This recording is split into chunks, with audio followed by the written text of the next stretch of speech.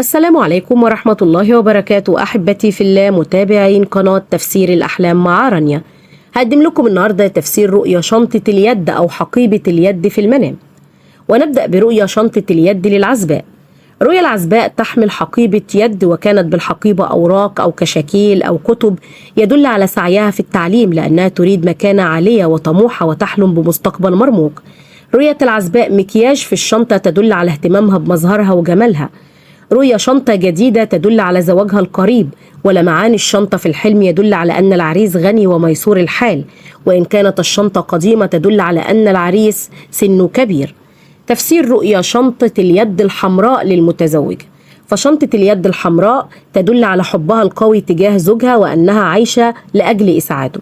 أما الشنطة الصفراء للمتزوجة تدل على غيرتها الشديد تجاه زوجها من أي أحد، فحبها له شديد لدرجة الغيرة العمياء.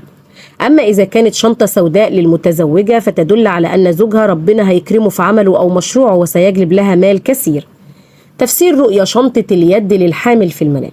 فرؤيا حقيبة اليد للحامل تدل على قرب ميعاد ولادتها، ورؤية أن الملابس الموجودة في شنطتها نظيفة وجديدة تدل على ولادة سهلة ميسرة. رؤية الملابس في شنطتها متسخة وغير نظيفة تدل على صعوبة ولادتها وأنها تعاني من ألم أثناء ولادتها.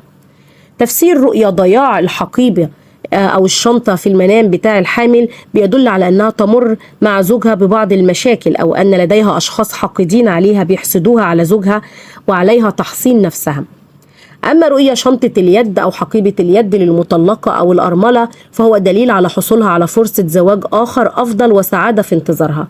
رؤية المطلقة أو الأرملة لحقيبة اليد تدل على الخصام والفرقة إذا كانت الحقيبة ممزقة. أما شنطة السفر تدل على التكليف بالمهام الصعبة واجتيازها. رؤية الأعزب لشنطة اليد. رؤية أنك تمسك بحقيبة نسائية حمراء أو خضراء اللون تدل على الكثير من الأخبار السارة وتعني زواج الرائي عن قريب إذا كان أعزب. أما إذا كان لديك شخص مغترب فتعني هذه الرؤية عودته عن قريب.